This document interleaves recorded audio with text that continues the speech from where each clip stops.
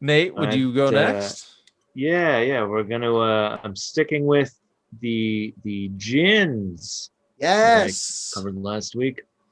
I guess we'll call this segment Jinn and Talking. Nice. Love Where it. I I landed. was going to say something like Nathan's Gin Parlor, but yours is better. Yours is a pun. Kind of.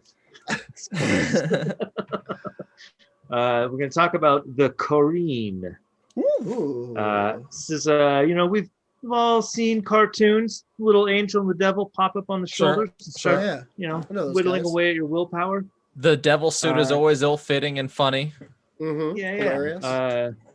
This is kind of like that, it's like your dark passenger. If you're a Dexter fan, or I think Stephen King used that to talk about alcoholism. Interesting.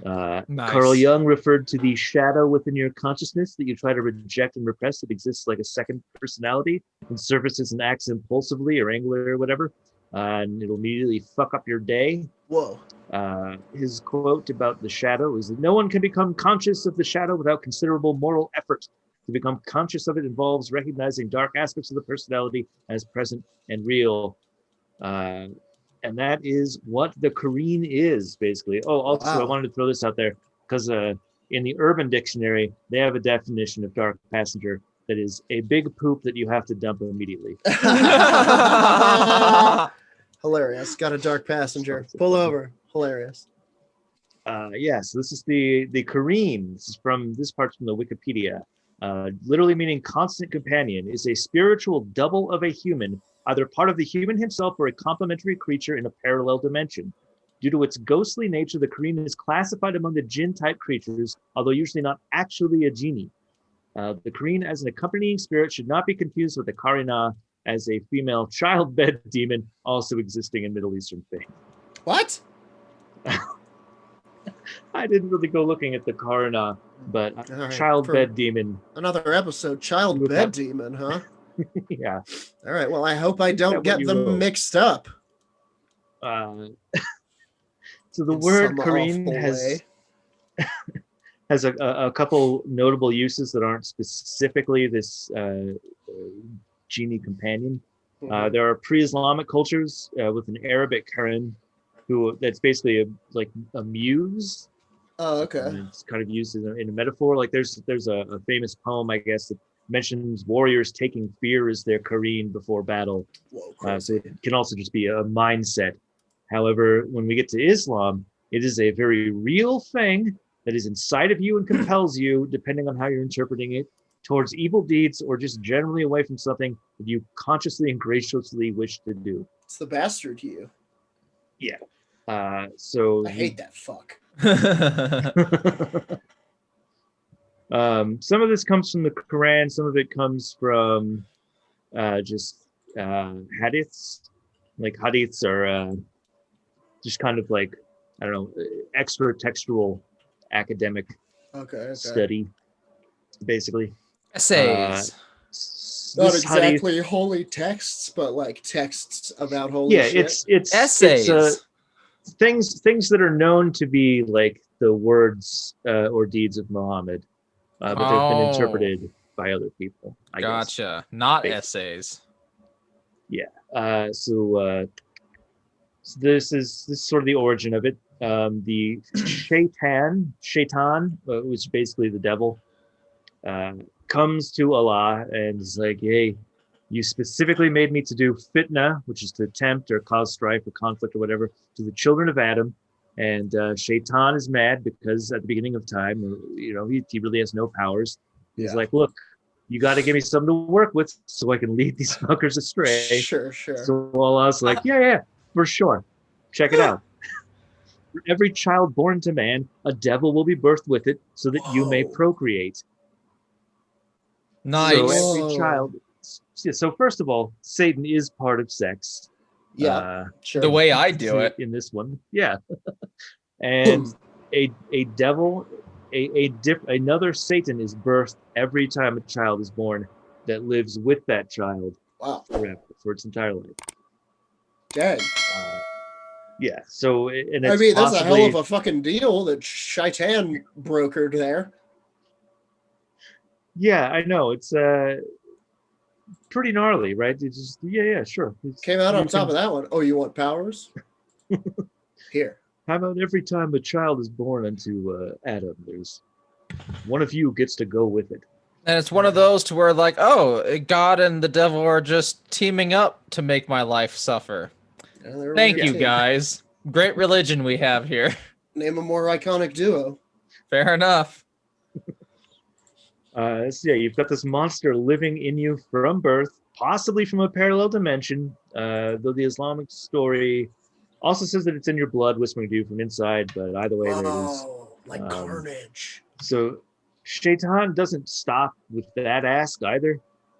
He has several other things.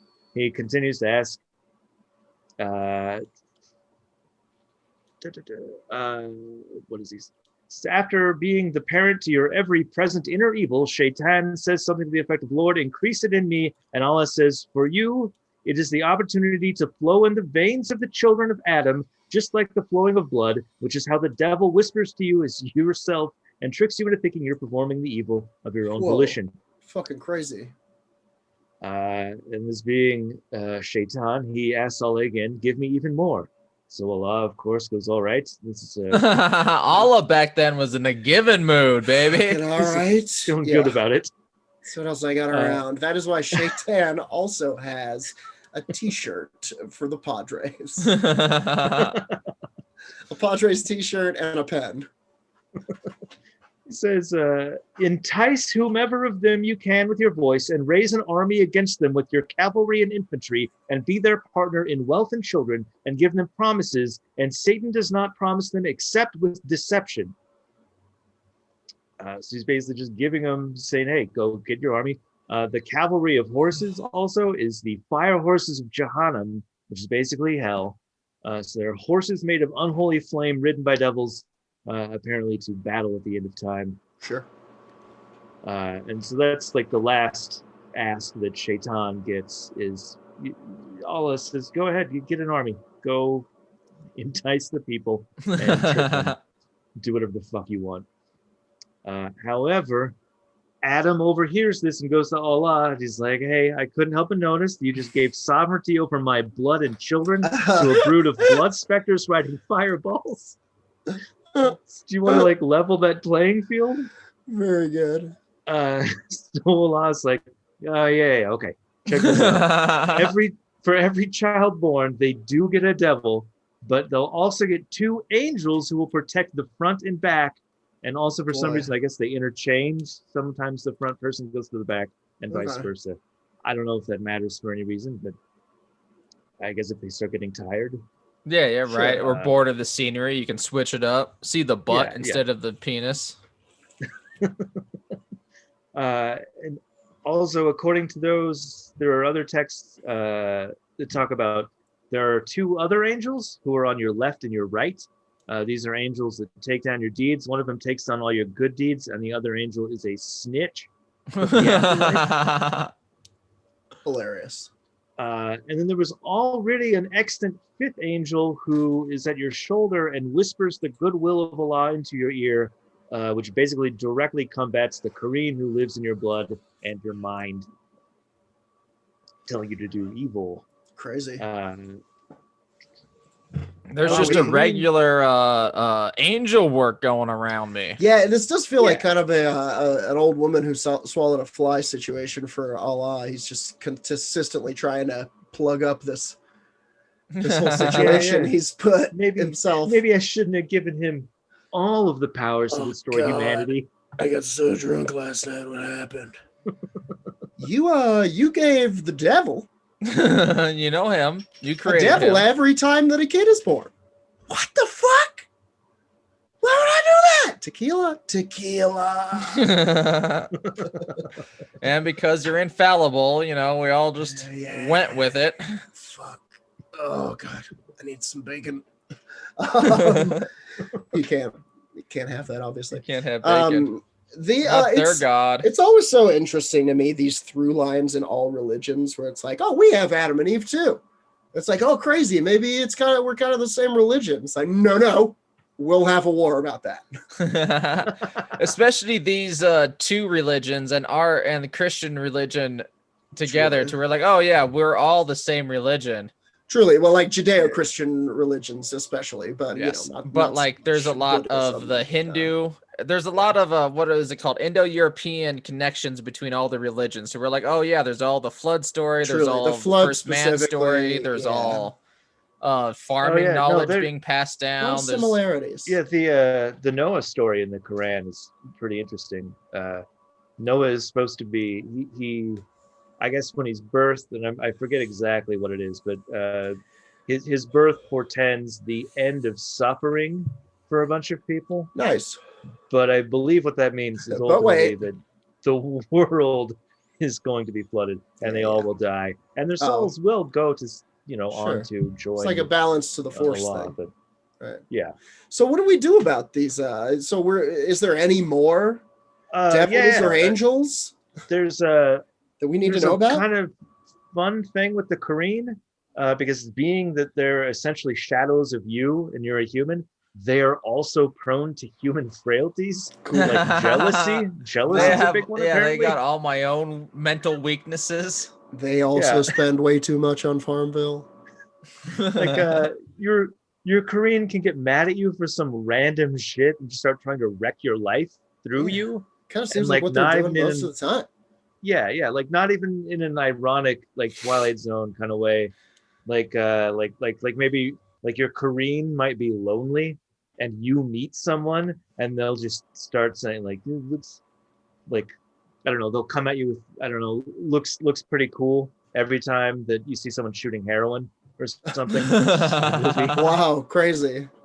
Just it's like not even the effect. You. Like you pissed it off because you didn't finish like watching Becker or something, and now you're gonna eat glass. Yeah, you're just gonna find glass attractive to eat now. Fucking crazy. Yikes. Well, okay, that's a new anxiety for me to carry around. Well, yeah, and these Jinn are also created. They don't have to serve any master. They're created with choice. Oh, good. So God's not their master. They're just their own masters.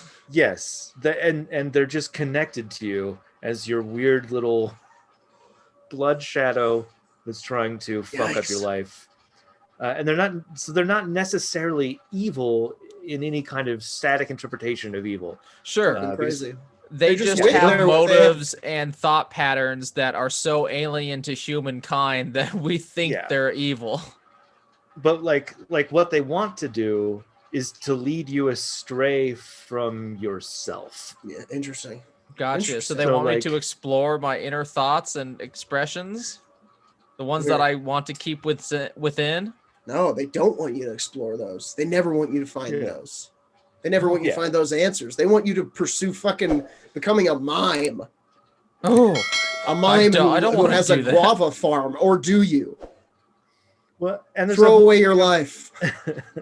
There's a whole thing about getting to the afterlife too. When you come to your judgment, your Qareen will be there, and the Qareen will be like the Qareen will be judged as you're judged, and the Qareen's gonna be like, no, I didn't do shit. Like there's you can have a super lazy Qareen that spends your entire life not doing anything to fuck you up, and get to the end and he's like, I didn't tell him to go to the dark side. They just did that. And it'll technically be right. Yeah. Wow, crazy. So I do have some legit paranormal preparedness for this thing though. Good, because I have anxieties like Jordan was talking about now. Let's hear about it. This is from islamawareness.net. The Jinn comrade, the Qareen. How to get rid of it? ? There's a question from somebody sent to these guys. Dear scholars, assalamu alaikum. Would you tell us what the word Qareen means? Some people claim they have seen demons taking different shapes and talking to them in their dreams and could not help doing anything except seeking refuge in Allah against this evil spirit. When they wake up, they feel very disturbed. What does this mean? And is there any way to exorcise such demons? And they respond, "Dear questioner, we would like to thank you for the great confidence you place in us, and we implore Allah Almighty to help us serve His cause and render our work for His sake." In his response to the question, Sheikh Faisal Maulawi, deputy chairman of the European Council for Fatwa and Research, issues the following fatwa. So we're getting a whole fatwa against the Qareen here. The Arabic word Qareen has two meanings. It may mean friend or a companion, as stated in the following verse. The speaker of them saith, "Lo, I had a comrade," as in, I had an unbelieving friend who was trying to lead me astray during my life. The other meaning of the word Qareen is the demon permanently assigned to each person during his or her life, whose job is to seduce human beings. Allah Almighty says, "His comrade saith, Our Lord, I did not cause him to rebel, but he was himself far gone in error," which is... i.e., the devil assigned to seduce him will say, "My Lord, it was not me who seduced him at the beginning, but it was he himself who preferred blindness to guidance." Like I said, you can have a lazy Qareen, doesn't got to do shit. Yeah. So I helped him achieve his goal through seduction. Yeah. Yeah. At the end of the day, I like that. It does. It goes on. It says, in order to increase their power in seducing people, demons may also take the shape of humans. One day, the prophet, peace and blessings be upon him, was praying beside a column in the mosque. A devil came to him and tried to spoil his prayer, but the prophet took hold of him and wanted to chain him to the column so that the people could see him in the following day. However, the prophet, peace and blessing be upon him, set the devil free when he remembered the prayer of his brother, Prophet Solomon. "My Lord, forgive me and bestow on me sovereignty. Such shall not belong to anyone after me." In another hadith, the prophet, peace and blessings be upon him, that's going to come up a few times. Yep, every time he comes up, get used to it. Sure. Tell us that a demon is assigned to every human being. Here's a quote from the hadith: "There is no one among you, but a comrade from among the jinn is assigned to him." They, the companions present on the occasion, said, "Even you, O Messenger of Allah?" He said, "Even me, but Allah granted me victory over him, and he became Muslim," or also interpreted as, "I am safe from him. So he only enjoins me to do that which is good." So your Qareen can be turned to do goodness also in the name of Allah with you throughout your life. Whoa. Cool. However, in order to get rid of such demon comrade, one should continuously recite the Quran, particularly the verse of Al-Kursi, verse number 255 of Surat Al-Baqarah, and the last two verses of the same surah. Ibn Mas'ud, may Allah be pleased with him, narrated, "I was with the Prophet, peace and blessing be upon him, during the night in which he met the jinn in the presence of Gabriel. The Prophet, peace and blessing be upon him, was reciting the Quran while the devil was getting more close to him.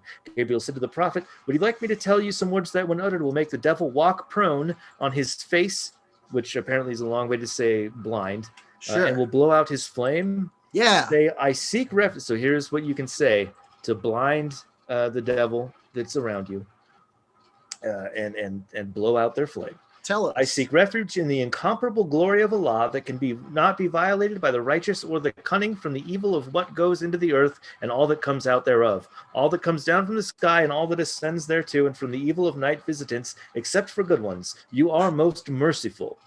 And when the Prophet uttered these words, the devil began groping his way and his flame got extinguished.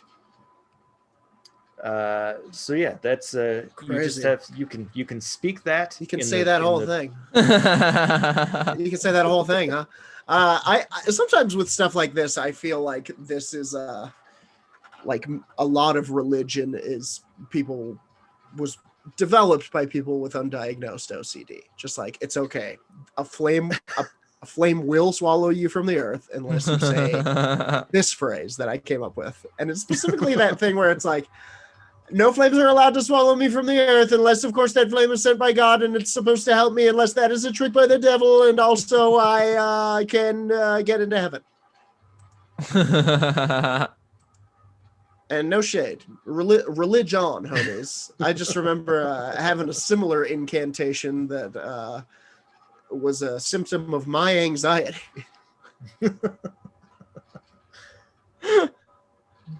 Sometimes it's real and God, sometimes it's your anxiety. It's for you to decide which. That's faith. That's faith. And only through a serious look into yourself will you uncover the dark shadow and know which voice is yours and which is theirs. There you have it. And which one to subdue. Very, yeah, that's the Qareen, the jinn you're born with, that is with you currently right now and will never leave you until such time as you are judged at the end of life. Evil jinn passenger. Well, sucks to my Qareen. I'm not gonna die. Yeah, fuck that guy. He sucks. He makes bad choices. Maybe that's my Qareen talking. How would you ever know? It's always one step ahead of us. And that's the end of your segment, Nate? Because I'm ready to have a that's, short little thing that I'm excited about. That is your weekly belt of pure English gin. The Gin Blossoms with Nate Balding. All right. Well, I have a short little news segment. Cool. So big week for it. It's been crazy for the paranormal. My man Sasquatch out here with a fucking $3 million bounty on his head. Werewolves popping up in fucking graveyards and shit. Crazy reports in a haunted hotel. Crazy reports in a haunted hotel. I haven't heard that one yet, Roger. That's for later. That's too long. Do we want to go? Do we want to go extra long? No, I just thought you were trying to artfully segue us into a thing. I would never artfully segue anywhere. I would take my segue and crash it into the wall. I used my segue voice. Anyway, have you heard about women? I've heard of them. That was my segue voice. Did it work? I think they're a concoction of the media. Well, the media says a woman calls authorities on neighbor for sending ghost. Period. So from Etta Blanche. First of all, like, you know that she fucked up when she called authorities instead of some Ghostbusters. Yes, there's right there. Everybody knows who you're gonna call. So this is from Mid Sussex, United Kingdom. It happened on May 22nd, 2021. And in the United Kingdom, you would call spook bobbies. Spook bobbies. That happened on the 12th of January. A British month. Mid Sussex inspectors got a call from a woman in the area claiming her neighbor has sent a ghost to haunt her house. That's not had, but has. It still is haunting her house, and she's upset about it. It's happening right now. He's downstairs. He's haunting the place up. The milk is haunted in the fridge. The dinner's haunted. It's all ruined. Inspector Darren Taylor was called to the scene to handle the spirit summoning claim. The call came around midnight on the morning of May 22nd. So late into the night, early morning. This old woman just had enough. Had enough. Time, maybe that's when the ritual completed. Maybe. True. She sent a wraith. Inspector Taylor told the Mid Sussex Times, "We get all kinds of weird and wonderful calls to 999. That's their 911. It's adorable. Why, just last week we got a call of someone wearing shorts and a trousers only zone. It also means they can never have a Twin Towers attack because there's no 999. Yeah. Genius, really. Genius. Perfect. But people need be aware that when they call the emergency number, they're blocking people getting through who are in a real emergency. Listen, if you got a ghost attacking you that you think a neighbor sent you, that's an emergency. You fight ghost with ghost. You don't call the police. What are the police going to do? Shoot everyone and make more ghosts? Then you got a more ghost problem. Yeah. Then you gotta fight ghost with ghost. You sent a ghost right back, a bigger one. The police could do little about the possibility of a ghost sent to haunt the victim's house. See? And which also I disagree with. They could at least followed up and asked and gone listen. They could have gone, yes, we would like to see the pictures too. Everybody wants proof of this. We'll send someone over. But and then ask the neighbor, did you send a ghost to haunt this woman? Look, Mrs. Hutchins says you've sent a ghost round her place and it's messing up her milk and the dinner's all ruined. No, I haven't sent a ghost. I did the gremlins in the yard and the gargoyle booth. The ghost wasn't me.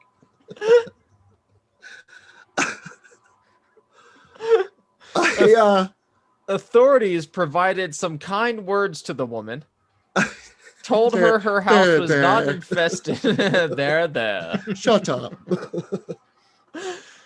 Inspectors told her the house was not infested by an evil spirit. Then explained what emergencies qualified police intervention. Wow, what a fucked up move.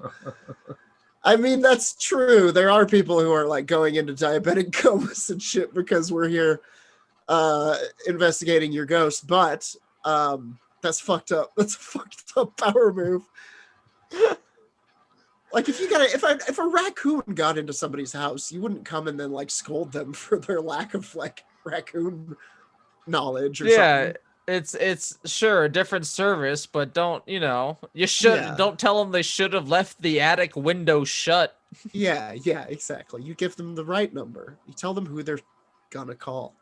Ghostbuster. Oh, or do they call us finally? We want to hear your ghost stories. You call us. We're probably not gonna come around. No, but we have a website and we'll talk about it. Truth. But that is my short little news segment. A woman fucking called the authorities on her wild. neighbor for sending a ghost. I mean, I presume that the neighbor wasn't adjudicated in any way. It wasn't like, did they visit the neighbor? Were they like, according to the Mid-Sussex Times, we just want to look around and all other sources, got any ghost cannons? No one even interviewed something? The neighbor. Of course they didn't. Of course they didn't. That would be a weird knock to get at midnight. I mean, are you sending ghosts round people's houses? No, I promise I was asleep in my bed. Kick the door open in that SWAT gear they have. But according to like reporting and proper policing, no one followed up on any leads here. Yeah. I think they probably correctly passed it on to the Bureau of Paranormal Research and Defense, and they took it from there. New show on Sky Network. Fuck yeah. Oh god, I would love I forgot what it was called, but there is a paranormal police squad that's BPRD International. Oh no, they're fucking Wellington PD. Thank you. Wellington Paranormal. Looks great. I'm very pumped about it. I think that does it for this episode of Werewolf Radar. I think it was a great episode. We learned a lot.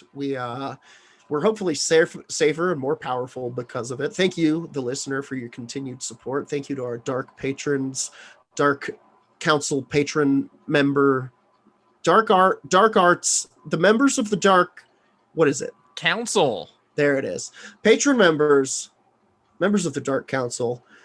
If you would like to become one of said members, please check us out on Patreon. We do interesting things. We do art, extra episode early every week for you. Some paranormal merch drawn by Jordan. And if you're not into that, if you don't want to be a Dark Council member and you don't want to hear the real truth, the sub-truth beneath the truth that you're not ready for, just listen to the pod and tell your friends about it and hit us up on Twitter. Facebook, Instagram. We're on everything. We've got a Discord too. We're everywhere. We're on Twitch every Monday starting at 5 p.m. Tomorrow, we are playing Dungeons and Dragons, Curse of Strahd. Truth. 5 p.m., I believe we're shooting for Mountain Time. Mondays, come on Twitch. It's fun. We play D&D and we do voices and we fight vampires. You like these things, right? You love those things. We polled all of our Dark Council members. These are the things you liked. They said they liked it, and those are the voices that matter. I'm Razor Lou on the internet. You can find me all over the place. Mate? I guess I'm Exploder on Twitter. I'm Pigman X everywhere you want to be. And you, of course, are the Pingo Nation. And until next time, as always, punch the sky! Face Joe!